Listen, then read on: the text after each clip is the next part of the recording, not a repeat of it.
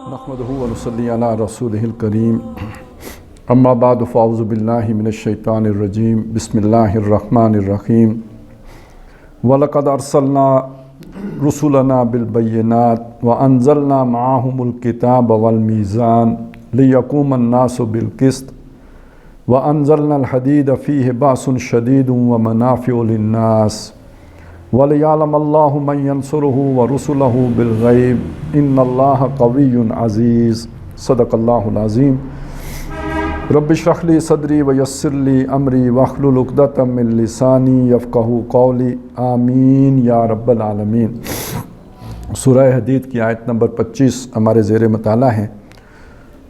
इस पर हम इससे पहले मेरा ख़याल 2 नशिस्तों में गुफ्तगू कर चुके हैं और जो बात हमारे सामने आ चुकी है वो ये कि जो भी अल्लाह ताला ने अंबिया और रसूल भेजे हैं तो इनमें एक बुनियादी फ़र्क है, एक नबी होते हैं, एक रसूल होते हैं।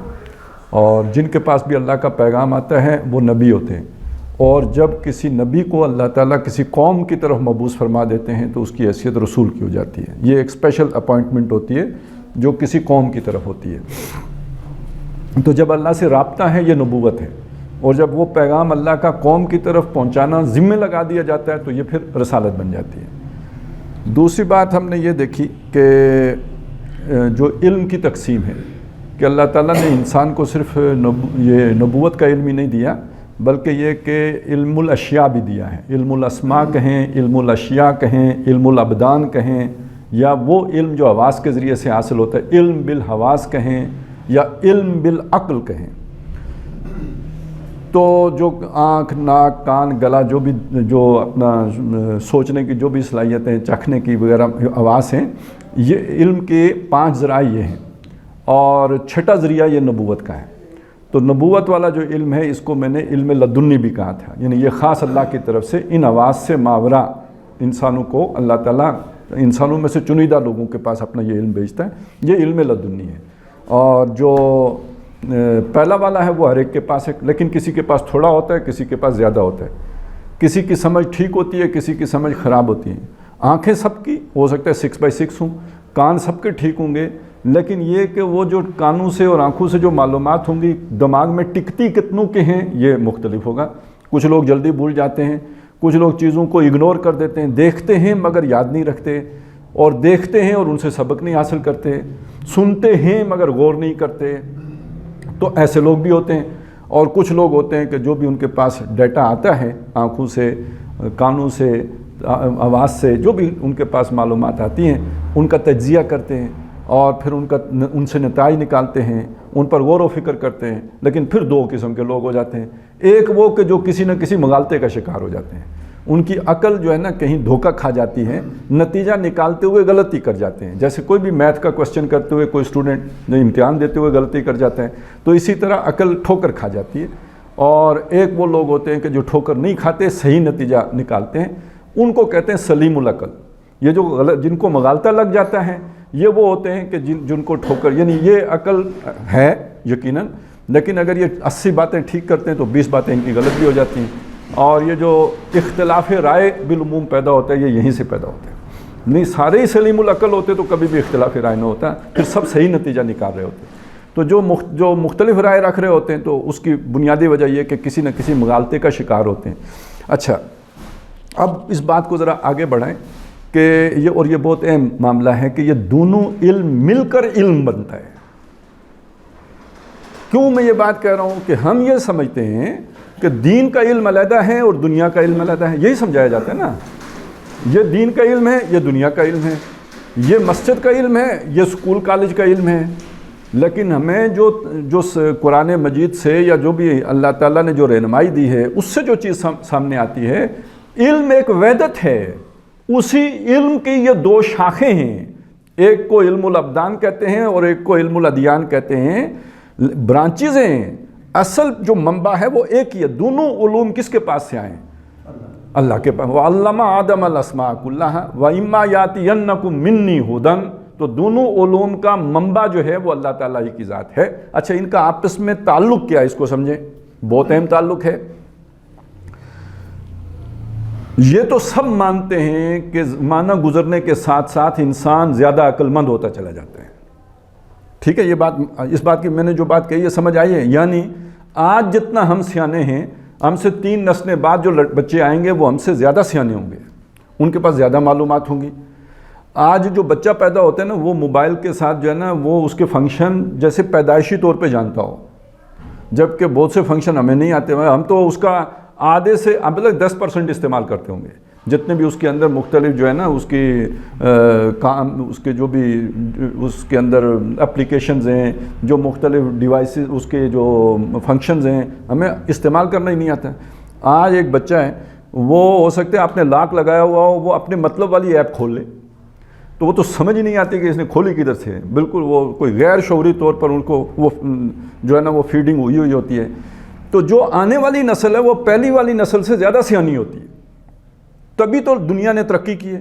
اگر بعد والے بے وقوف ہوتے، بعد والے احمق ہوتے، بعد والے کندذہن ہوتے، بعد والے جو ہے پہلے والوں سے کم علم ہوتے تو دنیا ترقی کرتی یا زوال کا شکار ہوتی؟ زوال کا شکار ہوتی. لیکن ہوا کیا ہے؟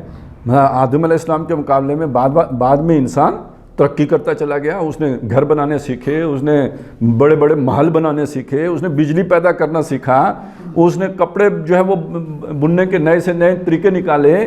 تو یہ جو انسان آگے بڑھا عقل مند ہوتا چلا گیا. تو یہ یعنی ایک بات یہ سمجھ لیجئے، جتنا وہ عقل مند ہوتا گیا اس کی عقل کے مطابق نئی ہدایت اسے ملتی گئی. اب میں ابھی جو بات کہی ہے اسے سمجھیں کیا بات کہی ہے. مثلاً یہ قرآن مجید اگر موسیٰ علیہ السلام کے دور میں نازل ہوا ہوتا تو ان لوگوں کو سمجھ ہی نہ آتا. کیوں؟ ابھی ان کی سوچ یہاں نہیں پہنچی تھی. آج آپ نہیں سوچ سکتے کہ وہ کیسے سوچتے تھے، اس لیے کہ وہ اپنے زمانے کے لوگ تھے، وہ اس حساب سے سوچتے تھے، وہ ان کا دور تھا. جیسے وہ آج کے بارے میں کوئی اندازہ نہیں لگا سکتے تھے. تو اسی لیے ان کے وہ دیکھیں نا، وہ یعنی موسیٰ علیہ السلام درمیان میں موجود ہیں، دریا یعنی سمندر پھٹا ہے، اس کے درمیان سے وہ گزرے اتنے بڑے بڑے معجزے دیکھ کر. جو ہی ایک قوم کو دیکھا کہ وہ بت پرستی کر رہی ہے تو انہوں نے کہا ہمارے لیے بھی ایسا خدا بنا دو. تو آج تو ہندو بھی نہیں بتوں کی پوجا کرتے، مانتے ہیں کہ بھائی یہ بھی کچھ ہیں، لیکن پوجا پاٹ تو چھوڑ چکے ہیں وہ بھی. تو انسان عقل مند ہو گیا نا پہلے کی نسبت، اب اس کی سوچ کا انداز ہی بدل گیا. یا میں یوں کہوں کہ پوری دنیا اس وقت لا الہ تک تو پہنچ گئی ہے، الا اللہ تک نہیں پہنچی. آج کسی خدا کو نہیں مانتے نا. جب کسی خدا کو نہیں مانتے تو ایک انداز یہ ہے بات کہنے کا کہ خدا کے بغیر، یعنی آج گاڈ لیس سوسائٹی ہے. ایک انداز یہ. دوسرا انداز یہ بھی تو ہے نا کہ انسان اپنے علم سے، اپنی سوچ سے، اپنی عقل سے لا الہ تک پہنچ گیا ہے. اب اگلی سیڑھی کیا ہے؟ الا اللہ. تو وہ جو نفی ہونی تھی، وہ جو صوفیہ کا ہے نا نفی اس بات، تو وہ نفی تک تو خود پہنچ گیا نا انسان کی عقل. اور اس زمانے میں ابو جہل سے یہ بات منوانا لا الہ تو بہت مشکل کام تھا. ابو لہب سے منوانا بڑا مشکل کام تھا. آج تو خود کوئی بھی نہیں مانتا کسی کو بھی، یہاں تک کہ اللہ کو بھی نہیں مانتے نا. مصیبت یہ ہوئی ہے بس، باقی تو سب کا خود انکار کر چکے ہیں. تو جو زمانہ آگے بڑھتا ہے انسان سیانہ ہوتا چلا جاتا ہے، عقل مند ہوتا چلا جاتا ہے. جو وہ عقل مند ہوتا چلا جاتا ہے، یوں اس کو نئی سے نئی اس عقل کے مطابق ہدایت ملنا شروع ہو جاتی ہے. یہ اگر اسے پہلے ملی ہوتی تو پھر یہ کہ وہ سمجھ ہی نہ آتی. اسے اگر آپ کسی مثال سے سمجھنا چاہیں تو مثال کیا ہے کہ بچے کو جو چیز آپ سمجھائیں گے وہ اس کی عمر کے مطابق ہی ہوگی نا. یہ جو نصاب تعلیم بنتا ہے اس پہ کتنی محنت ہوتی ہے، کتنے اس کے پیچھے سائیکالوجسٹ بیٹھتے ہیں. وہ دیکھتے ہیں کہ بھئی جب بچہ دوسری پڑھ رہا ہوتا ہے تو اس کی ذہنی عمر کیا ہوتی ہے، تیسری اس کی سوچ سمجھ کتنی ہوتی ہے، اس حساب سے نصاب بناتے ہیں. اگر اس وقت وہ چیزیں شامل کر دیں جو میٹرک کے نصاب میں شامل ہوتی ہیں تو بچے کو کخ پتہ نہیں چلے گا. اور میٹرک کے بچے کو اگر آپ وہ پڑھانے شروع ہو جائیں کہ جو اس نے کہیں گریجویشن کے لیول پہ سیکھنی ہوتی ہیں تو وہ بیچارہ پریشان ہو جائے گا. تو اسی طرح سمجھ لیجئے کہ موسیٰ علیہ السلام کا دور کوئی اور تھا اور آج کا دور کوئی اور ہے، اور خود نبی صلی اللہ علیہ وسلم کا دور جس میں قرآن نازل ہوا وہ کوئی اور دور تھا. اور اس دور میں جو قرآن حجت بنا تھا وہ اصل میں اس اعتبار سے عقل اور سوچ کے حوالے سے نہیں بنا تھا. وہ بنا تھا اس کا جو انداز ہے، اس کی جو ادبیت ہے، اس کے اندر جو ایک کلام کا جو ایک مقام و مرتبہ ہے اللہ کا کلام. چونکہ وہ خود بہت بڑے جو ہے نا شعراء تھے، ان کے اندر بڑے بڑے ادبا اور بڑے بڑے فضلاء تھے. تو وہ بڑے قادر الکلام لوگ تھے، تو ان کے سامنے قرآن مجید کا جو انداز ہے نا، یہ جیسے سورہ رحمان اور جیسے سورہ قمر اور یہ جو صورتیں جب ان کے سامنے آئیں تو بالکل بے بس ہو گئے، یعنی ان کی ساری قادر الکلامی اس کے آگے جھاگ کی طرف بیٹھ گئی۔ آج کے دور میں ہمارا تو یہ اتنی وہ چیز رہی نہیں نا، زباندانی اتنی رہی نہیں کہ قرآن مجید کے اس اعجاز سے ہم واقف ہو سکیں۔ تو آج کے انسان کے لیے قرآن فہم کے اعتبار سے، فراست کے اعتبار سے، اپنی حکمت کے اعتبار سے، اس کے اندر جو وزڈم ہے اس کے اعتبار سے معجزہ ہے۔ اس دور میں کچھ اور اعتبار سے معجزہ تھا۔ بہرحال یہ جو آج میں نے آپ کے سامنے بحث رکھی ہے، اس کا نتیجہ کیا نکلا؟ اس کا نتیجہ یہ نکلا کہ ایک اعتبار سے تو عقل وحی کے تابع ہے۔ اللہ کا ایک حکم آ گیا، نماز پڑھو، اب کوئی اس پہ عقلی اشکال نہیں داخل کیا جا سکتا کہ بھئی نماز ہم کیوں پڑھیں، سمجھائیں، بتائیں گے تو پڑھیں گے، بس اللہ کا حکم ہے، اب اپنی یہ کام کرنا ہے، ٹھیک ہے نا۔ تو ادھر عقل کا گھوڑا نہیں دوڑانا، اللہ کے حکم کے آگے آپ نے چپ کر کے سرنڈر کرنا ہے۔ اس اعتبار سے فوقیت کس کو حاصل ہو گئی؟ وحی کو، اور تابع کیا چیز ہوئی؟ عقل۔ لیکن ایک دوسرے اعتبار سے دیکھیں تو وحی کو سمجھ کون سکے گا؟ جس کے پاس عقل ہوگی۔ بھینس تو نہیں سمجھ سکتی، یا اسی طرح پاگل نہیں سمجھ سکتا ہے، یا اسی طرح کہ بندہ آج کے دور میں ہے لیکن اس کی جو ایجوکیشن ہوئی ہے وہ 400 سال پہلے کے دور کی ہوئی ہے، اس نے آج کے دور کی تعلیم حاصل نہیں کی ہے، جو اس نے پڑھا ہے وہ آج سے 700 سال پرانا نصاب ہے، وہ پڑھا ہے، تو اس کا تو ذہنی ظرف ہی وہ نہیں بنے گا کہ آج کے دور کے قرآن کو سمجھ سکے، ٹھیک ہے۔ تو قرآن سمجھنے کے لیے عقل چاہیے، عقل کے بغیر قرآن سمجھ میں نہیں آ سکتا ہے۔ اس کو اگر آپ ایک مثال سے چلیں سمجھنا چاہیں تو یہ دریائے جہلم بہہ رہا ہے نا، پانی بہت ہے اس میں، بڑا کتنے کیوسک فٹ پانی پتہ نہیں اس میں سے گزر رہا ہوتا ہے، ہر وقت گزر رہا ہوتا ہے۔ اگر ہم اس میں سے پانی لے کے بیروٹ لانا چاہیں تو کتنا پانی لے کے آئیں گے؟ جتنا بڑا برتن لے کے جائیں گے۔ اگر ہم کوئی ٹینکر لے کے جائیں گے تو وہ بھر کے لے آئیں گے، اور اگر ہم کوئی جو ہے نا ڈرم لے کے جائیں گے تو ڈرم بھر کے لائیں گے، اور اگر بالٹی لے کے یا کین لے کے جائیں گے تو بالٹی یا کین بھر کے لائیں گے۔ قرآن مجید علم کا سمندر ہے، اس میں کوئی شک نہیں ہے، یہ علم کا سمندر ہے، لیکن آپ کو کتنا ملے گا اس میں سے؟ صرف اتنا ہی ملے گا جتنا آپ کا ظرف ذہنی ہوگا، پیالہ ذہن کا، جتنی سمجھ کا جتنا آپ کا پیالہ ہوگا اتنا آپ قرآن میں سے حصہ لے سکیں گے۔ اب میں 2 مثالیں قرآن مجید سے اس کی آپ کو دے دیتا ہوں۔ سورہ کاف ہے نا، سورہ کاف میں حضرت ذوالقرنین کا ذکر آیا ہے، اور جو انہوں نے تیسرا سفر کیا تھا نا، وہ جدھر یاجوج ماجوج انہیں ملے تھے، ثم اتبع سببا حتی اذا بلغ بین السدین، یہاں تک کہ 2 پہاڑوں کے درمیان جب پہنچ گئے، وجد عندہا قوما، وہاں انہوں نے ایک قوم کو پایا، لا یفقہون قولا، جنہیں بات ہی نہیں سمجھ آتی تھی، یعنی ان کی زبان کوئی اور تھی، ان کی زبان کوئی اور تھی، یہ آپس میں کمیونیکیشن ممکن نہیں تھی، تو انہوں نے کہیں اشاروں میں سمجھایا، قالوا یا ذا القرنین ان یاجوج و ماجوج مفسدون فی الارض، انہوں نے کہا یہ جو یاجوج اور ماجوج ہیں یہ زمین میں بہت فساد مچاتے ہیں، تو فہل نجعل لک خرجا علی ان تجعل بیننا و بینہم سدا، تو کیا یہ بات ہو سکتی ہے کہ ہم آپ کو کچھ پیسے ویسے دے دیں، خراج دے دیں، اس کے بدلے میں آپ ہمارے اور ان کے درمیان یہ جو 2 پہاڑ درہ ہیں جس سے وہ گزر کر آتے، اس کے درمیان ایک بڑی دیوار تعمیر کر دیں، کیونکہ آپ تو بڑے اسباب والے آدمی ہیں، تو کوئی بڑی دیوار تعمیر کر دیں تاکہ وہ ان کا یہ رستہ بند ہو جائے۔ تو حضرت ذوالقرنین نے جواب دیا کہ ما مکنی فی ربی خیر منا، جو مجھے میرے رب نے عطا کیا وہ بہت ہے، اس کو چھوڑو، تم یہ خرچے ورچے کو چھوڑو، تو ایتونی نہیں بلکہ یہ کہ میری مدد کرو اپنے افرادی قوت کے ساتھ۔ اور پھر اس کے بعد انہوں نے کہا کہ ایتونی زبر الحدید، میرے پاس لے کے آؤ لوہے کے تختے۔ اب یہاں سے میں بات سمجھانا چاہیے، ذرا آپ سنتے جائیں، انہوں نے کیا چیز مانگی؟ لوہے کے تختے، ایتونی زبر الحدید، زبر وہی جیسے صحیفہ ہوتا ہے، جیسے یہ صفحہ ہے تو اسی لیے تختہ، زبر الحدید، لوہے کے تختے لے کے آؤ۔ اور انہوں نے پھر اس کے بعد کیا کیا؟ حتی اذا ساوا بین الصدفین، وہ چڑھاتے یہاں تک کہ جب وہ پہنچ گئے پہاڑوں کی چوٹی تک۔ اب دیکھیے نا درمیان میں درہ ہے، اس کو بھرتے کہاں پہنچ گئے؟ پہاڑ کی چوٹی، دونوں چوٹیوں کے برابر ہو گئے جب۔ کالا آتونی افریغ علیہ قطرہ، انہوں نے کہا اب لے کے آؤ میرے پاس پگھلا ہوا تانبا جو میں اوپر سے اس کو میں ڈالوں گا۔ بلکہ اس سے پہلے یہ ہوا کہ جی اس کو آگ لگاؤ. اسے خوب آگ لگائی. جب وہ بالکل اتا جعلہ نارن، جب اسے بالکل انگارہ بنا دیا، کالا آتونی افرغ علیہ قطرہ، انہوں نے کہا اب پگھلا ہوا تانبا لے آؤ، میں وہ بھی اس میں ڈالتا ہوں. اب آپ نے سنا یہ سب، کیا سمجھ میں آیا؟ میری سمجھ میں جو آیا تھا وہ کیا تھا میں بتاتا ہوں. جیسے ہم بلاک کے اوپر بلاک رکھتے ہیں، ٹھیک ہے، اس طرح انہوں نے تختے کے اوپر تختہ رکھا. کرتے کرتے کرتے پہاڑ کی چوٹی پہ پہنچ گئے. جب پہنچ گئے، اب یہ سب کو دھکایا، یہ آپس میں ورلڈ ہو گیا. اوپر سے پگھلا ہوا تانبا ڈالا، وہ جیسے پلستر کرتے ہیں تو گویا تانبے کا پلستر ہو گیا.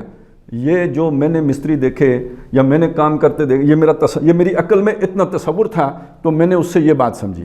آپ نے ابھی کیا سمجھا تھا جب میں نے یہ پہلے آپ کو سنایا؟ آپ کو کیا سمجھ آئی دیوار کیسے بنی ہوگی؟ یہی سمجھ آئی تھی یا کچھ اور آئی؟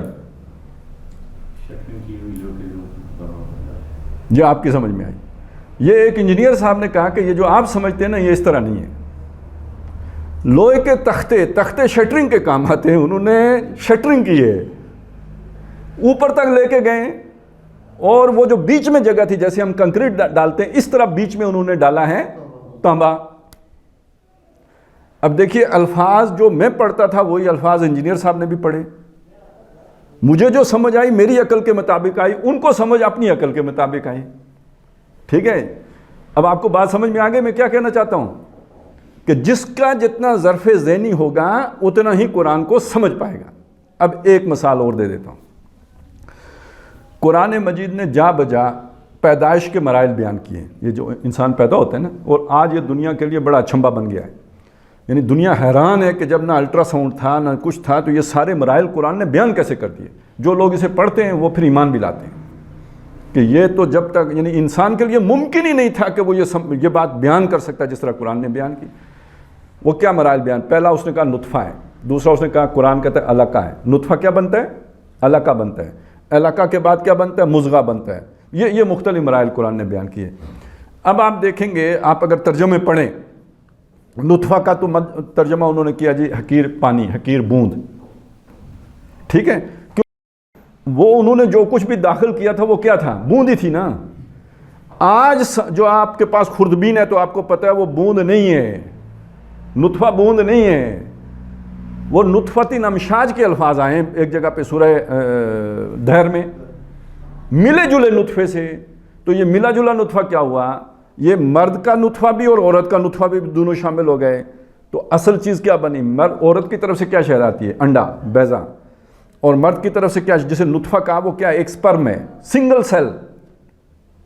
یہ دونوں چیزیں انسانی ننگی آنکھ سے نظر نہیں آتی، یہ دیکھنے کے لیے خوردبین چاہیے. دونوں آپس میں مل جاتے ہیں. اب تو وہ اس کی فلمیں بنی ہوئی ہیں، نطفۃ امشاج. یہ مل کے تو ایک وہ جو بن گیا، کیا بن گیا؟ اب یہ نطفۃ امشاج بن گیا. تو جب ہم یہ نطفۃ امشاج نہیں دیکھ سکتے تھے تو ہم نے نطفہ کس شے کا نام رکھا؟ وہ پوری منی کا. ٹھیک ہے، جس میں کروڑوں نطفے ہوتے ہیں، نہیں اربوں نطفے ہوتے ہیں. سمجھ آگے بات؟ جب آپ کا علم آگے بڑھا، عقل آگے بڑھی اور اس نے خوردبین ایجاد کر لی، خوردبین سے جب آپ نے دیکھا، آپ نے کہا اوہو نطفہ تو یہ ہوتا ہے. اس سے اگلا لفظ کیا تھا؟ علقہ. علقہ کے جتنے ترجمے پرانے دیکھیں گے کیا ملیں گے آپ کو؟ جمع ہوا خون. پڑھا ہے نا؟ جو بھی ترجمہ پڑھا ہے جس نے، جمع ہوا خون. کیا پڑھا جی؟ جمع. کیوں یہ ترجمہ کیوں کیا؟ علقہ کا ترجمہ جمع ہوا خون کسی لغت میں بھی نہیں ہے. عربی کی کسی لغت میں علقہ کا ترجمہ جمع ہوا خون نہیں ہے. آپ خود ابھی ترجمہ کر لیں گے جب میں اس کی بنیاد آپ کو بتاؤں گا. کیوں کیا جمع ہوا خون؟ اس لیے کہ ان کے تجربے اور مشاہدے میں یہ بات آئی تھی کہ فرض کریں کسی کا ابتدائی ایام میں حمل ضائع ہو جاتا ہے تو جو شے نکلتی ہے وہ کیا ہوتا ہے؟ جمع ہوا خون، گندا سا خون ہوتا ہے. تو انہوں نے یہی سمجھا، کیونکہ ان کا مشاہدہ یہ تھا، انسانی سوچ یہاں تک کہ انہوں نے یہی علاقہ ہوگا. اب آئیں ذرا لغت کی طرف. لغت میں عین لام قاف، اسی سے ایک لفظ بنا ہے جس کو آپ جانتے ہیں، آپ بولتے ہیں، تعلق.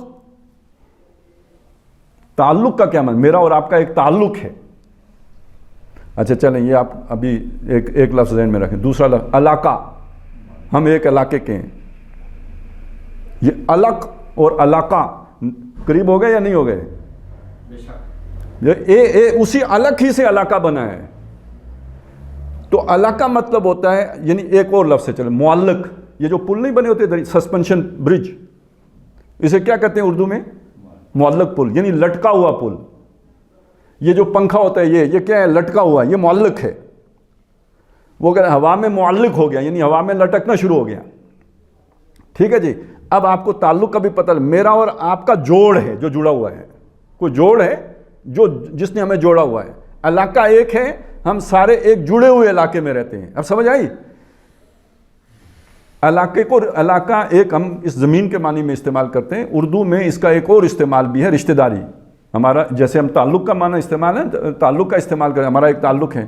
تعلق کی جگہ آپ علاقہ بھی استعمال کر سکتے ہیں. ہمارا ایک علاقہ ہے, یعنی اس کا مطلب زمین نہیں ہوگا, اس کا مطلب ہماری ایک رشتہ داری ہے, ایک تعلق ہے, خاص تعلق ہے.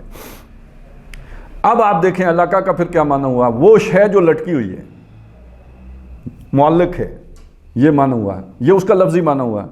اور آج جب انسان نے مشاہدہ کیا خوردبین سے, تو وہ جو نطفۃ امشاج تھا وہ رحم مادر کے ساتھ جا کے وہ جیسے جونک نہیں چمٹ جاتی, اس طرح چمٹا ہوا ہوتا ہے اور لٹک رہا ہوتا ہے.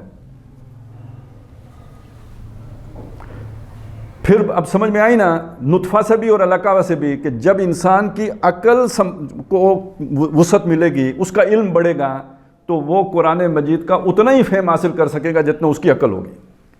کہانی میں ساری یہ سنانا چاہ رہا تھا.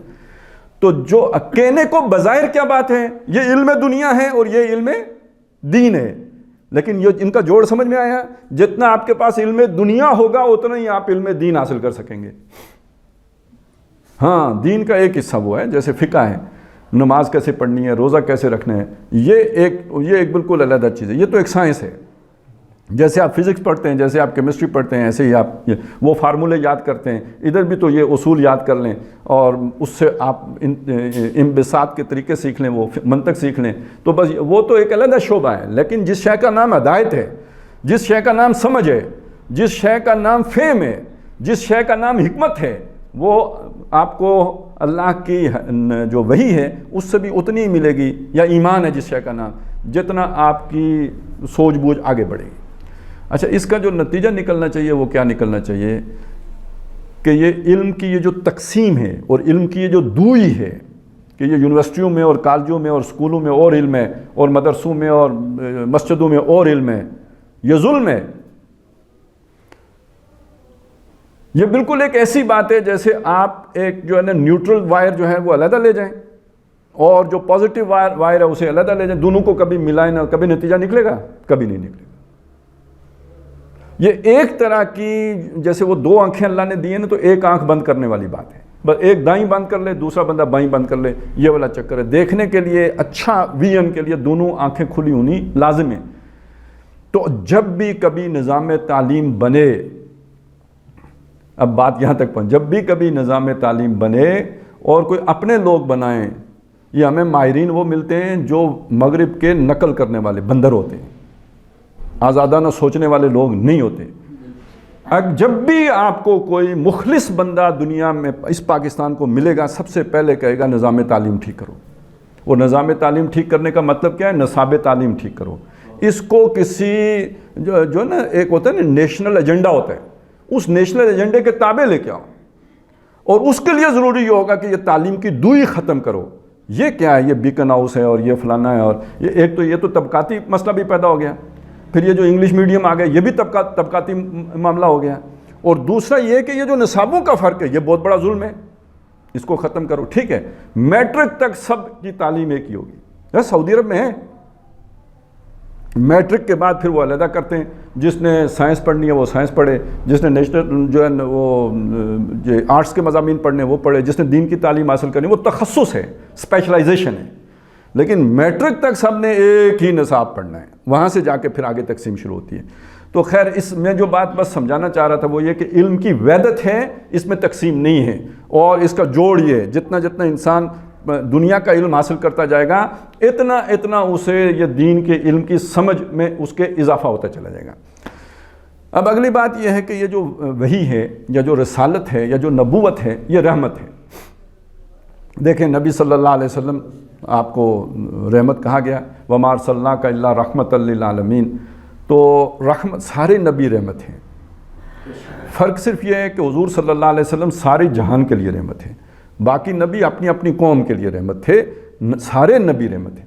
یہ ہمارے اصل میں یعنی ناسمجھی کی بات ہو جاتی ہے ہم سے کہ جب ہم نبیوں کا آپس میں فضیلت میں مقابلہ کرنا شروع کر دیتے ہیں. ہمارا کوئی مقام نہیں ہے کہ نبیوں کے درمیان فضیلت کا جو ہے وہ فیصلہ کریں، ٹھیک ہے نا.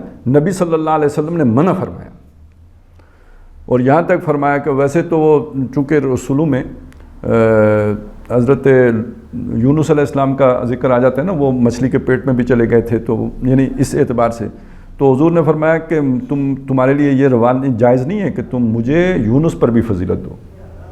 ٹھیک ہے، ہمیں پتہ ہے اللہ نے فضیلت دی ہے، جو آپ کو جو مقام دیا ہے، جو مرتبہ دیا ہے، بعد از خدا بزرگ توحید قصہ مختصر، یوں کہنے میں کوئی حرج نہیں ہے.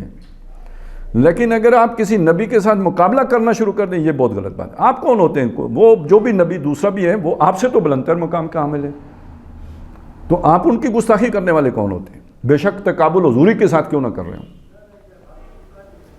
تو نبیوں کا مقام بہت بلند مقام ہے، تو نبی صلی اللہ علیہ وسلم نے اس چیز سے منع فرمایا. تو سارے اس حوالے سے وہ کسی دوسرے کی رحمت کی نفی نہیں ہوتی، سارے نبی جو ہیں وہ رحمت بن کے آئے ہیں.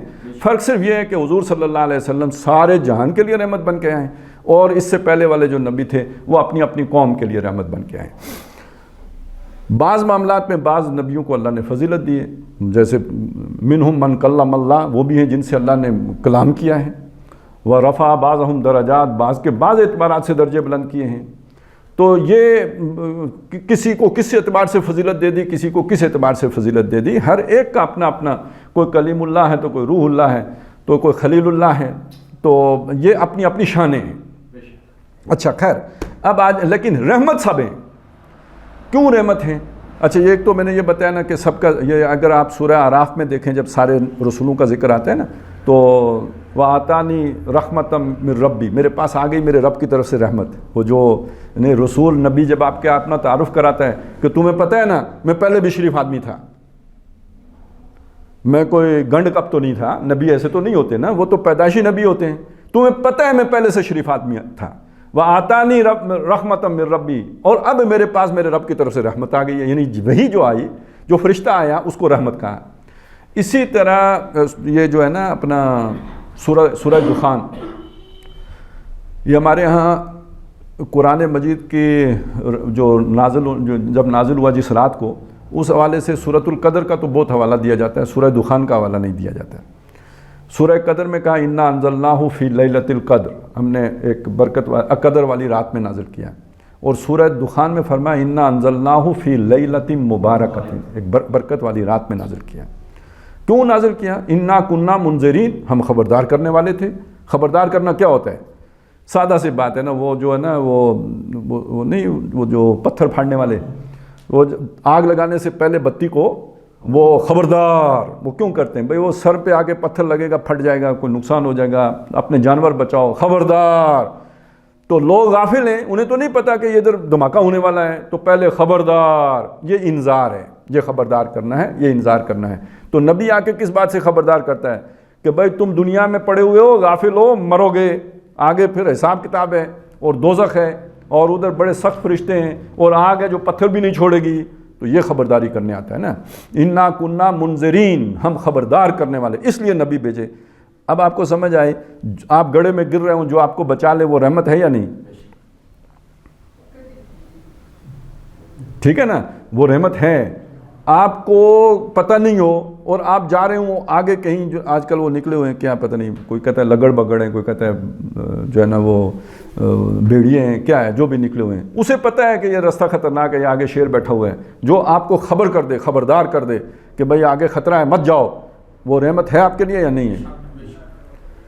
تو یہ نبوت و رسالت اس معنی میں رحمت ہے کہ یہ انسان کو متنبع کر دیتے ہیں، خبردار. انا کننا منذرین. اور آگے آیا کہ یہ جو رات ہے یہ کیا ہے؟ یہ تو خیر اس ہمارے موضوع سے متعلق نہیں ہے، لیکن میں چلیں آپ کے لیے میں بات عرض کر دیتا ہوں، کیونکہ ابھی پچھلے دنوں شعبان کی رات گزری اور اس میں ان آیات کو اس پر فٹ کر دیتے ہیں. یہ رات وہی رات ہے جو لیلۃ القدر ہے. یہ لیلہ مبارکہ، لیلۃ القدر ایک ہی رات ہے، اس لیے کہ الفاظ یہاں پہ کیا ہیں؟ فیہا یفرق کل امر حکیم. یہ جو رات ہے اس رات کو جدا ہوتا ہے ہر محکم حکم.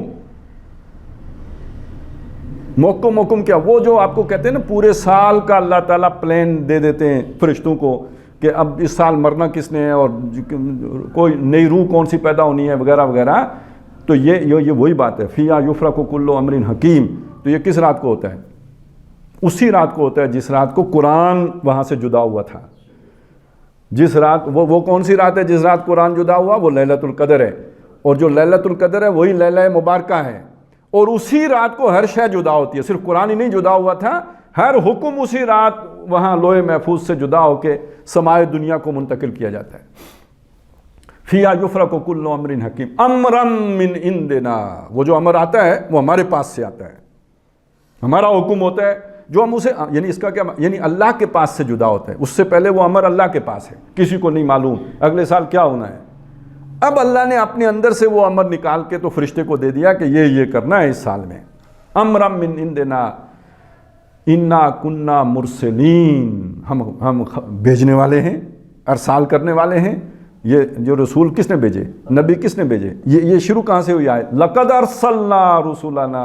ہم نے رسول بھیجے. تو انا کننا مرسلین، بے شک ہم ہیں بھیجنے والے، ہم بھیجتے ہیں. اور یہ جو بھیجتے ہیں یہ کیا؟ رحمتا من عندنا. یہ ہمارے پاس سے رحمت ہوتی ہے. یہ رسولوں کا بھیجنا یہ رحمت ہے. تو اب آپ یہ سمجھ آ گیا نا کہ نبوت کا جو سلسلہ شروع کیا یہ رحمت ہے، یہ مہربانی ہے.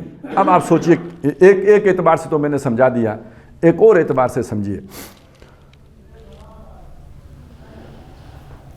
چلیں میں آپ کو وہ بڑے مشہور پنجابی کے شعر ہیں وہ سناتا ہوں، اس سے آپ کو بات سمجھ میں آئے گی. خاصاں دی گل آمہ آگے مناسب نہیں کرنی، مٹھی کھیر پکائی محمدہ کتے آگے ترنی. سنا یہ شعر؟ کہ ایک بات پڑھے لکھے لوگوں کی بات ہے، سمجھدار لوگوں کی بات ہے، عقل مند لوگوں کی بات ہے، وہ اگر آپ عوام میں کریں گے تو جیسے آپ کھیر پکا کے کتے آگے رکھ دیں. اب کتے نے تو کھیر کھانی نہیں ہوتی، کھیر خراب کرائیں گے، کتے نے کیا کھیر کھانی ہے، اور کھیر کا سواد کتا کیا جانے. اسی طرح یہ علم کی بات، یہ جو عقل کی بات، سمجھداری کی بات عوام الناس میں کرنا، یہ یعنی اس بات کا ستیہ ناس پھرنا ہے. اچھا وہ دوسرا شعر وہ زیادہ سمجھا دے گا بات کو. وہ یہ ہے کہ نیچاں دی آشنائی کو لوں فیض کسے نہ پایا. نیچاں دی آشنائی کو لوں فیض کسے نہ پایا، ککر تے انگور چڑھایا ہر گچھا زخمایا. آپ اپنا فلسفہ اگر عوام میں بگاڑیں گے تو وہ کوئی کیا تنقید کرے گا، کوئی کیا تنقید کرے گا، ستیہ ناس پھیر دے گا اس اعلیٰ تصور کا. تو ایسے بے وقوف لوگوں کے سامنے اتنی عقل کی بات کرنے کی ضرورت کیا ہے؟ خاصاں دی گل اس لیے آمد آگے کرنی مناسب نہیں ہے کہ وہ انہیں سمجھ نہیں آتی، اس کا ستیہ ناس پھیر دے دیتے ہیں. ککر تے انگور چڑھایا ہر گچھا زخمایا. اب فرض کریں آپ میں سے کسی آدمی کے پاس کوئی اعلیٰ خیال ہے اور وہ کہتا ہے یار ان کو میں سمجھاؤں، کیا ضرورت ہے مجھے اپنے دماغ کی دہی بنوانے کی ان سے. نہیں، ہم کہتے ہیں اس نے میرے دماغ کی لسی بنا دی، کہتے ہیں نا. تو جب آپ کسی کے سامنے کوئی اچھا خیال رکھیں گے تو اس کا حشر تو وہ آگے سے یہی ہونا ہے. تو بہتر طریقہ کیا ہے؟ خاموشی بھلی، چپ بھلی، مت پہنچاؤ. یہ کیا چیز ہوگی کہ جو آپ کو مجبور کرے گی کہ آپ وہ بات اس کے سامنے رکھیں، باوجود اس کے کہ آپ کو معلوم ہے کہ یہ اس قابل نہیں ہے کہ یہ بات میں اس کے سامنے رکھوں. اس نے آگے سے اعتراضات کرنے ہیں، اس نے مجادلہ بالباطل کرنا ہے، اس نے مین میخ نکالنی ہے، اس نے اس بال کی کھال اتارنی ہے، اس نے خوض کرنا ہے، اس نے پھر خوضہم یلعبون، کھیلیں گے میری باتوں کے ساتھ. تو کیوں کروں ان کے ساتھ باتیں؟ یہ تھوڑی رحمت نہیں ہے، بہت رحمت چاہیے. آئی میری بات کی سمجھ؟ بڑا پیارا انداز ہے سورہ زخرف کے شروع کا. افنضرب عنکم الذکر ان کنتم لا تعلم ان کنتم تکذبون. کیا ہم اپنے اس ذکر کو واپس لے جائیں گے اس لیے کہ تم مانتے نہیں ہو؟ تم اس کی ناقدری کر رہے ہو تو کیا ہم ناراض ہو کے اس کو واپس اٹھا لیں گے؟ نہ، ماننے والے بھی نکل آئیں گے، قدردان بھی آ جائیں گے. تو یہ سمجھ لیجیے. اب اللہ کی ذات، جی اللہ تعالیٰ جب کلام فرماتے ہیں نا تو فرشتے عمل کر سکتے ہیں. بہت تھوڑے فرشتے ہیں جو بات کو سننے کی ہوش میں رہتے ہیں. باقی فرشتے بھی ان کے اوپر کیفیت ایسی طاری ہو جاتی ہے انہیں سمجھ نہیں آتی کہ اللہ نے عام نچلے فرشتوں کی تو بات ہی نہیں ہو رہی، جو ملائے اعلیٰ ہیں وہ پھر بڑے فرشتوں سے پوچھتے ہیں کہ ماذا قال ربک، تمہارے رب نے کیا فرمایا ہے؟ کوئی سمجھ آئی؟ وہ مجھے اور آپ کو سمجھانے کے لیے اپنا کلام بھیج دے، اس سے بڑی رحمت اور کیا ہوگی؟ تو اب سمجھ آئی نا کہ یہ رحمت ہے اور کتنی بڑی رحمت ہے. اور پھر اپنے چنیدہ بندے ان کو ہماری طرف بھیجے کہ جاؤ انہیں سمجھاؤ، جن سے محبت کرتا ہے، خود جن سے محبت ہے. ہمیں اپنے بیٹے سے محبت ہوتی ہے نا تو ہم اسے کسی مشکل جگہ پہ نہیں بھیجتے، کہتے نہیں بیٹا بس ٹھیک ہے، گھر ٹھیک ہے، کیا ضرورت ہے ہمیں یہ مشکل اٹھانے کی. اللہ کو جس سے سب سے زیادہ محبت ہے اسے اپنی مخلوق کی جو ہے نا یہ اس مخلوق کی جو شر پسند ہے، وہ مخلوق کے جو شرارتی ہے، وہ مخلوق کے جو نیچا والی حرکتیں کرتی ہے، اس کے پاس اپنے سب سے پسندیدہ بندوں کو بھیج دیتے ہیں. اب سمجھ آئے الرحمن. تو اگر آپ سوچیں تو اس کی رحمانیت کے یہ اس سے بڑی رحمانیت کا مظہر اور کیا ہوگا جو اپنا کلام اس نے اتارا ہے. الرحمن علم القرآن خلق الانسان علمہ البیان. تو یہ ماں سے 70 گنا بڑھ کے محبت کرنے کی ایک وہ آپ کو سمجھ آئی ہے نا. اور الخلق و عیال اللہ، یہ ساری مخلوق اللہ کا کنبہ ہے. بہرحال یہ جو بات میں نے کی ہے نا تو اس سے ایک بات تو سمجھ لیجئے نا کہ یہ آپ خدا واسطے کسی پر یہ فتویٰ نہ لگایا کریں یہ دوزخ میں جائے گا، یہ اللہ کا فیصلہ ہے نا.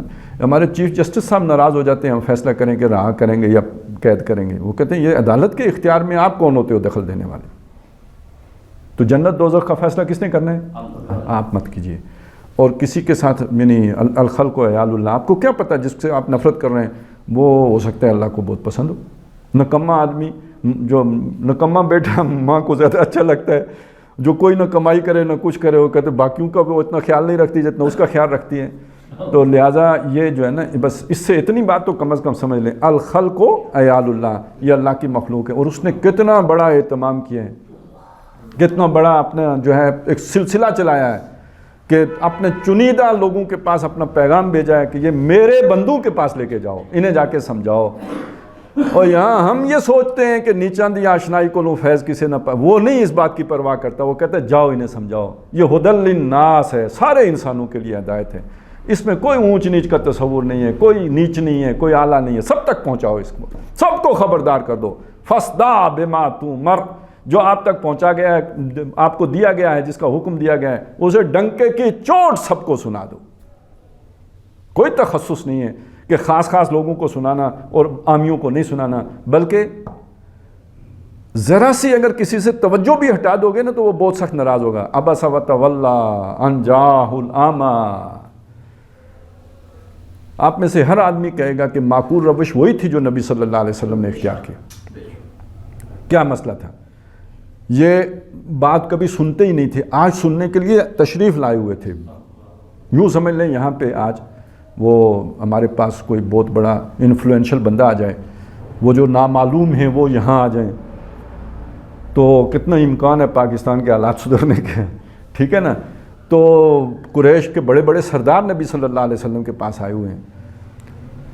اب جو جس کی آنکھیں ہیں وہ تو بیچ میں مداخلت نہیں کرے گا، وہ جانتا ہے پروٹوکول کا خیال رکھے گا، محفل کے آداب ہوتے ہیں ان کو دیکھے گا. لیکن اندھے کو کیا معلوم کون آیا ہے؟ اب وہ آ کے جو ہے بیچ میں مداخلت کر رہے ہیں، بار بار اپنا سوال بیچ میں رکھ رہے ہیں. اب یہ محفل میں آپ بیٹھے ہوئے ہیں، آپ گفتگو جس کے ساتھ کر رہے ہیں، سردار مطلب بادشاہ آیا ہوا ہے فرض کریں آپ کے پاس، آپ اس سے توجہ ہٹا کر جب دوسرے سے اپنے کسی بندے سے بات کریں گے تو یہ اس کی شان میں گستاخی ہے جو پروٹوکول کے خلاف ہے. تو نبی صلی اللہ علیہ وسلم نے وہ دل میں محسوس کیا کہ یہ کیوں، یعنی کوئی انہیں کہا کچھ بھی نہیں، کوئی ناراضگی کا اظہار نہیں کیا، صرف دل میں گراں گزرا کہ یہ اس کو سمجھ نہیں آ رہا یہ کیوں بول رہا ہے. اور اس پہ کچھ تھوڑا جو پیشانی پہ بل بھی پڑ گئے، اس پہ اللہ کی طرف سے کمنٹری آ گئی. اس نے تیوری چڑھائی، اس سے منہ موڑا. عبس وتولی ان جاءہ الاعمی، اس لیے کہ اس کے پاس ایک اندھا آیا تھا. تو اس سے آپ سمجھ لیجئے کہ ہر بندہ اللہ کی نگاہ میں اس کا کیا مقام ہے. تو جو آپ کے پاس، یعنی سوالی صرف وہی نہیں ہوتا جو آپ سے روٹی مانگنے آئے. کسی بھی ضرورت کے لیے کوئی آپ کے پاس آ گیا ہے تو اس کا خیال رکھنا. اور سب سے بڑی مصیبت یہ ہوتی ہے, میرے ساتھ رہی ہے, مجھے بھی بہت بعد میں جا کے سمجھ میں آئی ہے, تو آپ کے سامنے اس لیے رکھ رہا ہوں کہ جس کو اللہ نے سمجھ دی ہوئی ہوتی ہے اسے یہ نہیں پتہ ہوتا کہ باقیوں کو اتنی سمجھ نہیں دی ہوئی. یعنی وہ خود اتنا ناسمجھ ہوتا ہے کہ اسے یہ سمجھ نہیں ہوتی کہ ہر آدمی کی اتنی سمجھ نہیں ہے. اب ہوتا کیا ہے کہ آپ نے تو یوں 2 + 2 4 کر لیا, وہ جس کی سمجھ نہیں ہے وہ 2 3 وہ یوں کر کر کے 4 کرتا ہے. اتنی دیر میں آپ کا تو پارا, آپ نے تو سیکنڈ لگایا, اس نے 2 منٹ لگا دیے, تو آپ سوچتے ہو یہ مستی کر رہا ہے, آپ کو غصہ آتا ہے. ایک چیز کا نتیجہ بالکل براہ راست ایک دم نکل آتا ہے, وہ ٹیڑھا نتیجہ نکال رہا ہے, اسے نہیں نکل رہا, بھائی اس کی سمجھ نہیں ہے, لیکن آپ تو اپنی سمجھ کے حوالے سے دیکھ رہے ہو کہ یار یہ کیا بکواس کر رہا ہے, موٹی سی بات ہے, اسے فوراً سمجھ میں آنی چاہیے. تو آپ نے اکثر دیکھا ہوگا تمام جتنے بھی ذہین لوگ ہوتے ہیں, زیادہ سمجھدار لوگ ہوتے ہیں, وہ مزاج کے بڑے تلخ ہوتے ہیں. تو وہ اس لیے انہیں وہ سڑ رہے ہوتے ہیں نا کہ اس کو اتنی جلدی سمجھ کیوں نہیں آئی. تو یہ بھی سمجھ آ جائے تو بڑی بات ہے کہ سب کو اللہ نے برابر پیدا نہیں کیا. اگر اسے اتنی جلدی سمجھ نہیں آئی تو اس پر بجائے اس پہ غصہ ہونے کے اللہ کا شکر ادا کرنا چاہیے کہ آپ کو جلدی سمجھ آ گئی. اب اس بیچارے کو سمجھائیں, کیونکہ وہ اتنی جلدی نہیں سمجھ سکتا. تو میں آپ کو بتا رہا ہوں کہ یہ بات خود مجھے کہیں اب کوئی 4 سال پہلے سمجھ میں آئی ہے, نہیں تو اس سے پہلے تو میرا پارا بھی بہت چڑھ جاتا تھا. تو یہ بات ہے. تو اللہ کے نبی اس لیے یعنی اس معاملے میں اگر ذرا سا انہوں نے بھی تھوڑا تغافل برتا ہے, صرف توجہ ہٹائی ہے, تو اللہ کی طرف سے بہت سخت ناراضگی آ گئی. اور دوسری جگہ پہ تو کہا کہ اگر آپ ایسا کریں گے تو یہ ظلم کریں گے, ظالموں میں شمار ہو جائے گا آپ کا. وَلَا تَطْرُدِ الَّذِينَ يَدْعُونَ رَبَّهُمْ بِالْغَدَاةِ وَالْعَشِيِّ يُرِيدُونَ وَجْهَهُ, ان لوگوں سورہ انعام میں جو اپنے رب کو صبح و شام پکارتے ہیں, اس کی رضا جوئی کے لیے لگے رہتے ہیں, ان کو اپنے پاس سے اٹھا نہ دینا, اپنے سے دور نہ کر دینا. مَا عَلَيْكَ مِنْ حِسَابِهِمْ مِنْ شَيْءٍ, ان کے حساب میں سے آپ پر اے نبی کچھ بھی نہیں ہے. اگر ان کی عادتیں اچھی نہیں ہیں, فرض کریں, دیکھیں نا, یہ تو فرق پڑ ہی جاتا ہے. ایک آدمی کی تربیت ایک اچھے گھر میں ہوئی ہے تو اس کے جو بھی ایٹیکیٹس ہیں, اس کا جو زندگی کا انداز وہ کچھ اور ہوگا. جس کو وہ تربیت نہیں ملی غربت کی وجہ سے یا کسی وجہ سے, تو اب وہ ایٹیکیٹس نہیں جانتا, ان آداب سے واقف نہیں ہے. تو بظاہر آپ دیکھیں گے تو وہ گستاخ لگے گا آپ کو, اسے محفل میں آ کے بیٹھنے کا طریقہ ہی نہیں آتا. تو مَا عَلَيْكَ مِنْ حِسَابِهِمْ مِنْ شَيْءٍ, آپ کیوں اس کے ان حرکتوں پہ پریشان ہوتے ہیں؟ ان کے حساب میں سے آپ سے کچھ بھی نہیں پوچھا جائے گا. وَمَا مِنْ حِسَابِكَ عَلَيْهِمْ مِنْ شَيْءٍ, نہ آپ کا حساب ان سے لیا جائے گا. اپنا حساب اللہ کو پتہ ہے, اس نے کس کو کن حالات میں پروان چڑھایا, اسی حساب سے اس کا حساب ہوگا. فَتَطْرُدَهُمْ فَتَكُونَ مِنَ الظَّالِمِينَ, کہیں انہیں اپنے سے دور کر دیں تو آپ ہو جائیں گے ظالموں میں سے. تو ٹھیک یہ ہے اللہ. اب وہ میں ساری اصل میں رحمت سمجھا رہا ہوں, ایک ایک بندے کے لیے کتنا رحیم ہے, کتنا شفیق ہے, کتنا رحمان ہے, کتنا ودود ہے, کتنا توجہ کرتے ہیں, کتنا چاہتا ہے دل سے کہ اس کو بات سمجھ میں آ جائے. تو اس کے لیے پھر یہ سلسلہ نبوت اور رسالت اور یہ انزال کتب اور ارسال رسل, یہ سارا جو کام ہوا ہے یہ اس لیے ہوا ہے کہ انسانوں کو بات سمجھ میں آ جائے. تو فرمایا لقد ارسلنا رسلنا بالبینات. اب اگلی بات آئی بینات, اس کی وضاحت ہو چکی, لیکن یہ کہ میں تھوڑی سی اب ایک اور چیز آپ کے سامنے بتاؤں. بینات یہ وضاحت ہم کر چکے کہ جو شے از خود ثابت ہو, جیسے آگ جل رہی ہو تو وہ پتہ ہوتا ہے آگ ہے, اس کو علیحدہ سے دلیل دینے کی ضرورت نہیں ہوتی کہ آگ ہے. سورج نکل آیا تو وہ اپنی دلیل آپ ہے, یہ بینہ ہے. تو اب یہ جو بینات عام طور پہ قرآن مجید میں جو لفظ استعمال ہوا ہے یہ معجزات کے لیے استعمال ہوا ہے. جیسے موسیٰ علیہ السلام کو 9 معجزے دیے گئے, وَلَقَدْ آتَيْنَا مُوسَىٰ 9 آیات بینات, ید بیضا ہے, اور وہ جو عصائے موسیٰ ہے وہ بہت مشہور ہیں. باقی وہ خون کی بارش ہو گئی, مینڈک نکل آئے, طوفان آئے, یہ سارے وہ معجزات ہیں جن کا 9 بڑے معجزے ہیں جو حضرت موسیٰ علیہ السلام کو دیے گئے. عیسیٰ علیہ السلام وہ مردوں کو زندہ کر دیتے تھے, وہ گارے سے پرندہ بنا کے پھونک مارتے تھے, وہ اڑتا پرندہ بن جاتا تھا. یہ عیسیٰ علیہ السلام کے وہ ان کے بھی اس طرح کے معجزے ہیں. تو یہ اسے کہتے ہیں خرق عادت, ایک عادت ہے اس کائنات کی جسے ہم فزیکل لاز کہتے ہیں, طبعی قوانین جو ہیں, یہ عادت ہے.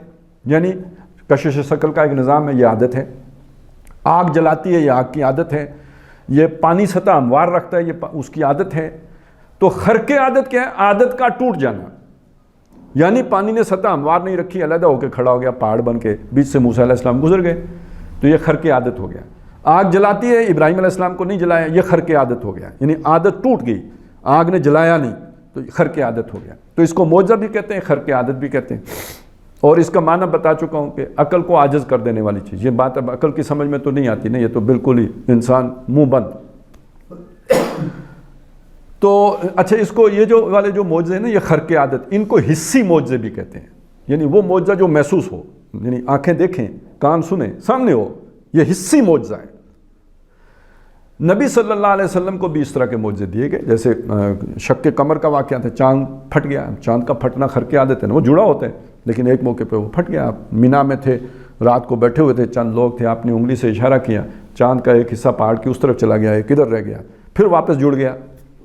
یہ بھی ایک خرق عادت واقعہ۔ اس طرح کے بہت سے معجزے ہیں، لیکن ان کو آپ نبی صلی اللہ علیہ وسلم کے یعنی اس رسالت والے معجزے کے ساتھ نہیں جوڑتے۔ کیوں؟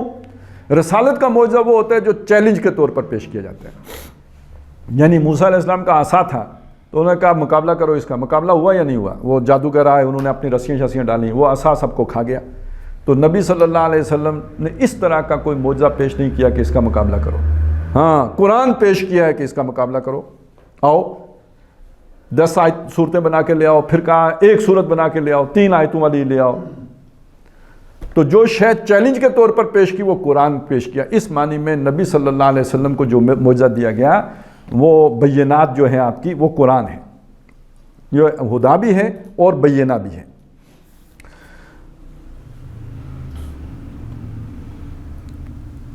آگے فرمایا وَأَنزَلْنَا مَعَهُمُ الْكِتَابَ وَالْمِيزَانَ، ایک تو یہ معجزے دیے، ساتھ ان کے کتاب اتاری، جیسے موسیٰ علیہ السلام کو تورات دی، عیسیٰ علیہ السلام کو انجیل دی، داؤد علیہ السلام کو زبور دی، اور نبی صلی اللہ علیہ وسلم کو قرآن۔ موسیٰ علیہ السلام کے صحف ابراہیم کا ذکر آتا ہے، تو وہ کیا تھے، وہ اب کوئی دنیا میں کہیں گم ہو گئے تو ان کا نہیں پتہ۔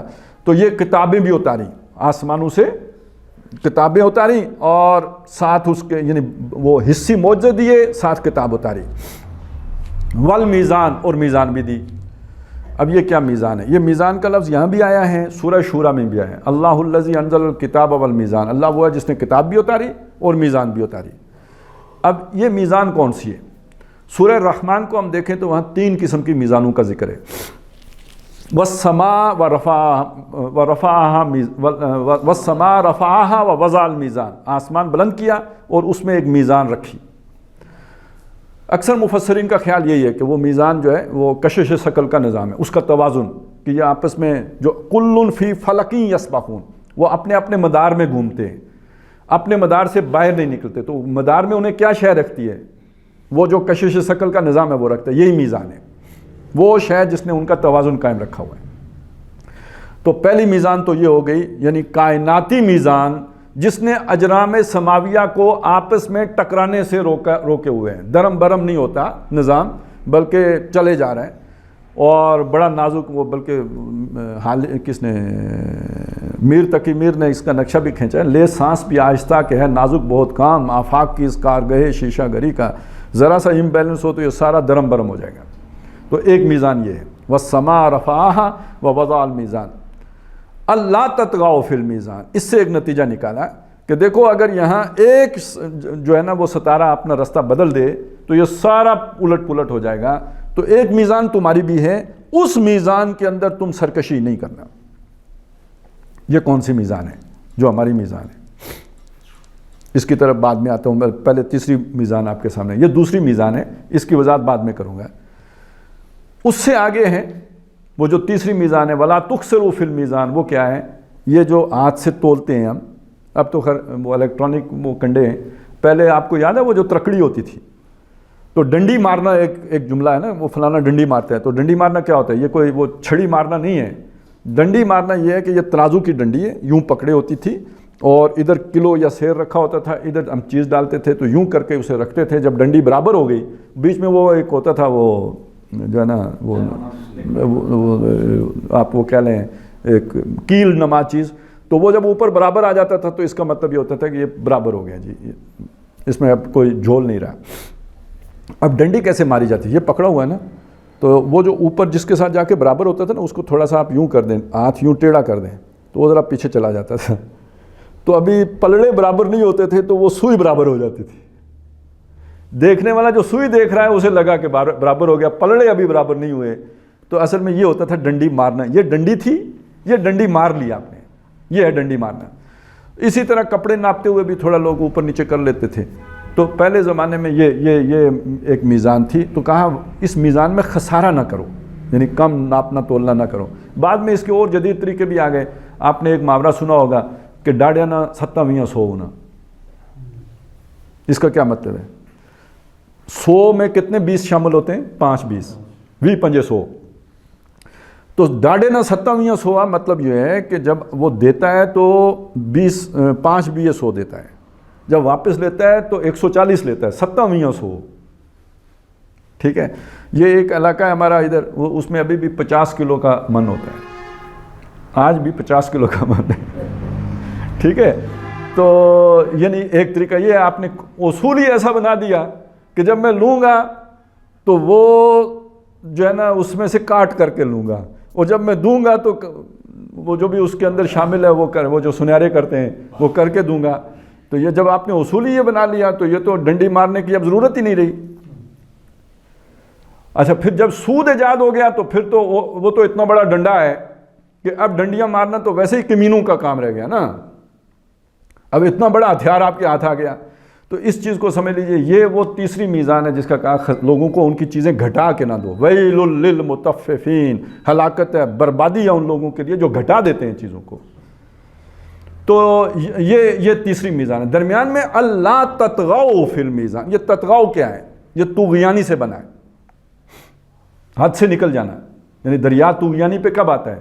ایک اس کا نارمل بہنے کا ایک جو ہے نا وہ سطح ہے, دریا معمول کے مطابق بہہ رہا ہے, لیکن کبھی اس میں پانی زیادہ آ جائے, وہ جو اس کا معمول ہے وہ متاثر ہو گیا, وہ اپنی وہ جو بھی اس کی مقررہ جو جگہ تھی اس سے اوپر, اب ہم کیا کہتے ہیں, دریا طغیانی پہ آ گیا. انسان کے لیے اللہ نے کچھ حدود بنائی ہیں, انسان کے لیے اللہ نے حدود بنائی ہیں, اور انسان کے تعلقات کے لیے بھی حدود بنائی ہیں. ایک میری حدود ہیں ذاتی, میں نے ان کی پابندی, تلک حدود اللہ, یہ اللہ کی حدود ہیں, فلا تقربوہا, ان کے قریب نہیں جانا. جیسے وہ دریا کی حدود ہیں ایسے ہی میری بھی حدود ہیں. اچھا, میرے مختلف تعلقات ہیں, تعلق اور علاقہ مختلف تعلقات ہیں. میرا ایک تعلق میری بیوی کے ساتھ ہے, اس کی حدود کس نے طے کی ہیں؟ میں طے کروں گا یا اللہ طے کرے گا؟ اللہ نے کی ہوئی ہیں. میرے کچھ تعلق میرے ماں باپ کے ساتھ ہیں, اس کی حدود کس نے طے کی ہیں؟ میرے تعلق جو ہے اپنی اولاد کے ساتھ ہے, اس کی تو حدود کس نے طے کی ہیں؟ میرا تعلق ایک پڑوسی کے ساتھ ہے. ٹھیک ہے نا. تو جب میں مرضی پہ آ جاؤں گا, اللہ کی طے کردہ جو میزان ہے اس سے, یعنی اصل میں یہ جو اللہ نے یہ حدود بنائی ہے نا, یہ گھر کا توازن قائم رکھنے کے لیے بنائی ہے. میرا بیوی کا تعلق جو اللہ نے بتایا وہ رہے گا, ان حدود میں رہے گا تو متوازن رہے گا, بگڑے گا نہیں, توازن نہیں بگڑے گا. میرا ماں باپ کا تعلق ان حدود کے تابع رہے گا جو اللہ نے مقرر کی ہوئی ہیں, تو متوازن رہے گا, کہیں دوسری جگہ فساد نہیں پیدا ہوگا. پڑوسی کے ساتھ وہ رہے گا تو متوازن رہے گا, فساد نہیں پیدا ہوگا. لیکن جب میں اپنی مرضی چلاؤں گا, اب میری عقل شریف اتنی تو ہے نہیں جتنی اللہ کی ہے. وہ توازن جب میں قائم کرنے کی کوشش کروں گا تو میں ڈنڈی ماروں گا, یا تو بیوی کی طرف جھکوں گا یا ماں کی طرف جھکوں گا. اب فساد پیدا ہوگا یا نہیں؟ جس کی طرف میلان زیادہ ہوگا ادھر طغیانی ہو گئی یا نہیں ہو گئی؟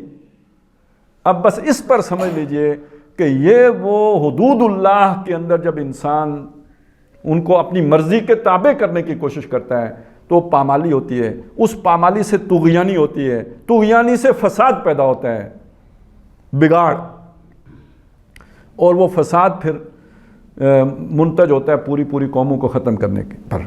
یہ سورۃ الفجر ہے نا, اس میں الم تر کیف فعل ربک بعاد, قوم عاد کے ساتھ تیرے رب نے کیا کیا. وثمود الذین جابوا الصخر بالواد, وہ جو سمود تھے جو پہاڑ تراش کر کے ان کے اندر گھر بناتے تھے. وفرعون ذی الاوتاد, وہ فرعون کے ساتھ تیرے رب نے کیا کیا جو بڑے لشکروں والا تھا, نمبر 1 فوج والا تھا. کیوں کیا؟ الذین طغوا, اللہ تطغوا الذین طغوا فی البلاد، انہوں نے شہروں کے اندر سرکشی کی تھی، سر اٹھایا تھا. فاکثروا فی الفساد، ان کو فساد سے بھر دیا تھا، بگاڑ پیدا ہو گیا. دیکھیں نا، جس گھر میں وہ زن مرید ہو جائے تو ماں کی طرف فساد پیدا ہوگا یا نہیں ہوگا؟ اور یہ کہ وہ ماں کا بڑا وہ ہو جائے نا خدمتگار، تو وہ کہے کہ ماں کہے طلاق دو تو میں طلاق دوں گا، تو فساد پیدا ہوگا یا نہیں ہوگا؟ توازن یہ بھی بڑا نازک ہے. وہ توازن کائنات والا بھی بڑا نازک ہے، یہ توازن بھی بڑا نازک ہے. اب اس کے اوپر ایک اور توازن ہے. میں نے یہ تو مثال کے طور پر بات آپ کو سمجھائی ہے. یہ پرانے وقتوں کے لیے تھا جب تمدن ابھی سادہ تھا. ابھی بات ہم نے کہاں سے چلی کہ موسیٰ علیہ السلام کے دور میں یہ قرآن اترتا تو نہ سمجھ میں آتا. اس دور کے لیے تو بات اتنی ہی تھی جتنی میں نے آپ کو بتا دی. ہمارا دور زیادہ کمپلیکیٹڈ ہے، ہمارا دور زیادہ پیچیدہ ہے، ہمارا دور زیادہ گنجلک ہے. چنانچہ اوپر بھی ایک توازن چاہیے، سیاسی نظام میں توازن، سیاسی نظام میں توازن. اب میں آپ کو ذرا تھوڑی مثال دیتا ہوں، آپ کو سمجھ آ جائے گی. ہم نے ایک ہمارا صدر ہوتا ہے، ایک ہمارا وزیر اعظم ہوتا ہے، پارلیمانی نظام، 7 صدر صاحب. تو ایک زمانے میں ہمارے صدر ہوتے تھے، جب آپ نے تو نہیں نام ہی سنا ہوگا، ہم چھوٹے تھے، ہم نے مطلب وہ صدر صاحب دیکھے ہوئے ہیں. وزیر اعظم ذوالفقار علی بھٹو ہوتے تھے اور صدر صاحب چودھری فضل الہی صاحب ہوتے تھے. تو اختیارات سارے بھٹو صاحب کے، وہ بھی اپنے وقت کے عمران خان ہی تھے. تو مطلب فل ڈکٹیٹر، اور وہ تو بالکل مطلب وہ تو قتل کرا دیتے تھے، کہیں اپنے دوست پار کروا دیے. اب تو ہم کہتے ہیں بہت ٹھیک ہے، بعد میں تو اچھے ہی ہوتے ہیں، لیکن جنہوں نے بھگتے ہیں وہ تو توبہ توبہ کرتے تھے. تو وہ جو تھے اس زمانے میں جو فضل الہی صاحب تھے، جو صدر محترم تھے، تو کوئی اس وقت یہ جو ہے نا یہ جو اپنا کیا ہوتا ہے، یہ پریزیڈینشل جو ہے نا پریزیڈنسی، یہ کچہری چوک میں تھی، پنڈی کچہری چوک میں تھی. ادھر جو دیوار تھی نا، اچھا اتنے دہشت گردی بھی نہیں ہوتی تھی اس میں، کوئی اتنے پیرے بھی نہیں ہوتے. ادھر دیوار کے اوپر لوگ لکھ کے آ جاتے تھے کہ فضل الہی کو رہا کرو، یہی وہ صدر قید ہے، اس کے پاس کوئی اختیار نہیں ہے. اس کے بعد اگلے صدر آئے ضیاء الحق صاحب، ٹھیک ہے. اب جب ضیاء الحق صاحب آئے تو انہوں نے پھر ایک چیز شامل کی، اس کو وہ کہتے تھے 58 بے. اور فوجی یہ نہیں کہتے تھے، وہ کہتے تھے مطلب وہ ایک تو 58 کو پنجابی میں کہتے تھے 58، اور 2 کو کہتے تھے 2، اور بے کو کہتے تھے بی، ٹھیک ہے، 58 2 بی. تو یہ 58 2 بے ہوتی تھی جی. اور 58 2 بے کا مطلب یہ ہے، دیکھیں اب ذرا اس تو یعنی کو دیکھیں، اور امبیلنس کو دیکھیں، اور غیر متوازنی کو دیکھیں. حکومت کا ذمہ دار کون ہے؟ رسپانسبلٹی حکومت کی کس کے پاس ہے؟ پرائم منسٹر کے پاس، ٹھیک ہے. تمام جتنے بھی فیصلے کرنے کس نے کرنے؟ پرائم منسٹر نے کرنے. اور اگر وہ کوئی اس کا کوئی جو ہے نا وہ شارٹ فال آتا ہے یا کوئی فائر بیک آتا ہے تو وہ ذمہ دار کون ہے؟ رسپانسبل کون ہے؟ Prime minister. اور صدر محترم جب جی چاہے 58 2 بی سدھی کر کے ڈز مار دیں اس کو. تو ہم نے تو اس زمانے میں یہ چیز محسوس کی ہے نا. یہ دیکھیں، یہ اس نے لایا تھا 85 میں یا 83 میں، اور اس وقت سے لے کے تو یہ رہا ہے 1997-98 تک. نواز شریف نے آ کے ختم کیا تھا جب 2 تہائی اکثریت سے ملی تھی. پھر پرویز مشرف واپس لے آیا تھا تو زرداری نے ختم کیا تھا، 2010 میں شاید ختم کیا زرداری نے. اچھا، تو اب آپ یہ دیکھیں اس زمانے میں، یعنی وہ قرآن مجید کی ایک آیت ہے نا کہ اگر اس زمین اور آسمان میں 2 الہ ہوتے تو فساد ہو جاتا. کیونکہ ایک گاڑی ادھر کھینچا، ایک کہتا بارش ہوگی آج، دوسرا کہتا نہیں آج تو دھوپ ہوگی، کیونکہ میرے جو ہے نا وہ تعلق والوں لوگوں نے آج پکنک پہ جانا ہے میری، تو آج تو بارش نہیں ہو سکتی. تو جھگڑا ہو جاتا ہے. جہاں دو معبود ہوں گے یا 2 خود مختار لوگ ہوں گے، اتھارٹیز 2 ہوں گی، وہاں جھگڑا ہوگا. یہ ایک فساد ہے. یہ میں نے آپ کو ایک بتایا جو ہمارے یہاں اب بھی ہے، ختم نہیں ہوا. ابھی بھی وہ صدر کہتا ہے الیکشن کراؤ، یہ کہتے ہیں جناب دیکھیں گے عدالت کچھ اور فرما رہی ہے. بیلنس تو نہیں ہے نا، توازن تو نہیں ہے نظام کے اندر، گڑبڑ ہے. فساد ہو رہا ہے یا نہیں ہو رہا؟ یہ نظام کا گڑبڑ ہے جس کی وجہ سے یہ سارا فساد ہو رہا ہے. توازن آپ کو کدھر معلوم ہے؟ آپ کون ہوتے ہیں توازن معلوم کرنے والے؟ کیسے معلوم کر سکتے ہیں؟ اگلی بات سوچیں، ابھی پچھلے دنوں ایک مسئلہ ہمارے یہاں رہا ہے مسنگ پرسنز. ریاست جب چاہے جس کو اٹھا لے اور غائب کر لے, اسے کوئی نہیں پوچھ سکتا. کون پوچھے؟ جس کے وردی ہو اور ادھر اس کے سٹرائپس ہوں یا سٹارز ہوں, اسے کون پوچھے؟ کیونکہ اس کے پیچھے گن مین ہے, جو پوچھے گا وہ ڈز ہوگا. وہی بادشاہوں والا دور ہے. اب میں آپ کو ایک اور مثال دیتا ہوں. طالبان برے ہیں. کیوں برے ہیں؟ انہوں نے writ of the government challenge کی. یہ ہمارے آئین کو نہیں مانتے, یہ ہمارے قانون کو نہیں مانتے. مار دو, ختم کر دو, سمیش کر دو, مٹا دو. فساد پیدا کر دیا انہوں نے. اسلام آباد ہائی کورٹ, عدالت, یہی Shaukat Aziz, Pervez Musharraf, chief of army staff retired, ضمانت کینسل. جب ضمانت کینسل ہوتی ہے تو کیا ہوتا ہے؟ قانون کیا کہتا ہے؟ گرفتار ہوگا. ادھر ہی گرفتار ہوگا. باوردی رینجرز اس کو گھیرے میں لے جا کے گھر لے جاتے ہیں. بڑھ گیا قانون. کیا فرق ہے طالبان میں اور اس میں؟ تو جہاں ڈنڈا ہوگا, جہاں پہ گن ہوگی, جہاں پہ طاقت ہوگی, وہاں مرضی چلے گی. مرضی چلے گی. تو مرضی چلے گی تو طغیانی ہوگی یا نہیں ہوگی؟ مرضی چلے گی تو باجوے سے کون پوچھ سکتا ہے کہ تو نے یہ ارب روپے کہاں سے بنائے؟ How dare you are, you bloody civilian. ہمارا ملک ہے, ہم جو چاہیں کریں. آپ کون ہوتے ہو؟ اور اگر پوچھے گا تو پھر اگلے دن لاش ملے گی. تو فساد ختم ہو سکتا ہے اس اتھارٹی کے ساتھ. ریاست اتنی طاقتور بلا ہے, وہ جس کو چاہے نگل لے. اور یہ فرعون آج کی ریاست کے مقابلے میں چیز ہی کوئی نہیں تھی. فرعون کیا بیچارہ چیز تھا, وہ اس کے شہر سے موسیٰ علیہ السلام نکل گئے, وہ پکڑ ہی نہیں سکا. 8 سال مدین, کتنا دور تھا مدین, اسے پتہ ہی نہیں کہاں گئے. آج ذرا کوئی بھاگ کے دکھائے نا, نکل کے دکھائے. ہر شہر میں کیمرے لگے ہوئے ہیں, وہ آپ کی تصویر آتی ہے, آنکھوں کا امیج آتا ہے, وہ نادرا کو دیتے ہیں. نادرا جناب ٹھکا ٹھک اسی وقت جناب فیصلہ کر دیتا ہے, پتہ لگ جاتا ہے یہ فلانا بندہ ہے. پورا شناختی کارڈ آپ کا سامنے آ جاتا ہے. بھاگو, کدھر بھاگو گے؟ پوری دنیا میں جدھر جاؤ گے, کینیا چھوڑ کے چینیا چلے جاؤ, آپ ٹریس ہو جاؤ گے. یہ ریاستیں, توازن کیسے قائم ہوگا؟ فرد کو آزادی کیسے ملے گی؟ تو یہ صرف میرا جسم میری مرضی نہیں ہے, میرا ملک میری مرضی بھی ہے. اس لیے ہم کہتے ہیں یار سارے مرضی چھوڑو, سب خدا کی مرضی مانو گے تو یہ فساد ختم ہوگا, نہیں تو نہیں ختم ہو سکتا. یہ میزان اللہ نے دی ہے, اس جو سیاسی نظام کے اندر بھی توازن پیدا کر دیتی ہے. معاشی میدان میں جو اتنا فراڈ ہوتا ہے, یہ سرمایہ دار ہے ایک طرف, دوسری طرف مزدور ہے. مزدور کی دیہاڑی کون مقرر کرے گا؟ تنخواہ کون مقرر کرے گا؟ سرمایہ دار اپنی مرضی سے. اس کی ضرورتوں کو دیکھ کے تو نہیں کرے گا. بھائی اس کے بچے بھی بہتر تعلیم حاصل کریں, ان کو بھی بہتر غذا ملے, ان کو بھی علاج کی سہولتیں ملیں, یہ کیسے ہوگا؟ کہتے ہیں جی غربت ختم کرو. نظام غربت پیدا کر رہا ہے, سارے وسائل ایک طرف ڈرین کر رہے ہیں, کیسے غربت ختم ہوگی؟ یہ سارے بدماش ہیں جو غربت ختم کرنے کی بات کرتے ہیں, بدماش ہیں جو ویلفیئر کے کام کراتے ہیں. اصل ریاست ویلفیئر سٹیٹ ہونی چاہیے. یہ کس نے بنائی ہے اور یہ کون دے سکتا ہے؟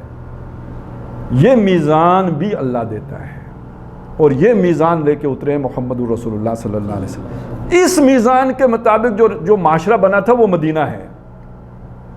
وہاں سب کی ضرورتیں پوری ہو رہی تھی یا نہیں ہو رہی؟ وہاں کوئی اس طرح کا فساد تھا؟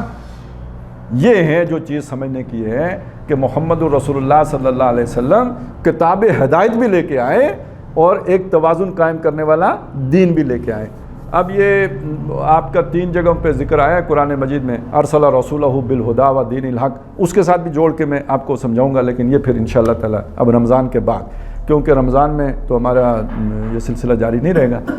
تو اگلے بدھ کو ہماری تراویح وہاں پہ شروع ہو جائے گی, یا کم از کم وہ تراویح نہ بھی ہوئی تو پہلا جو ہے نا ہمارا سیشن ہو جائے گا تو اسلام آباد انشاءاللہ تعالی. تو رمضان کے بعد ملاقات ہوگی. اقول قولی ھذا واستغفر اللہ لی ولکم ولسائر المسلمین والمسلمات.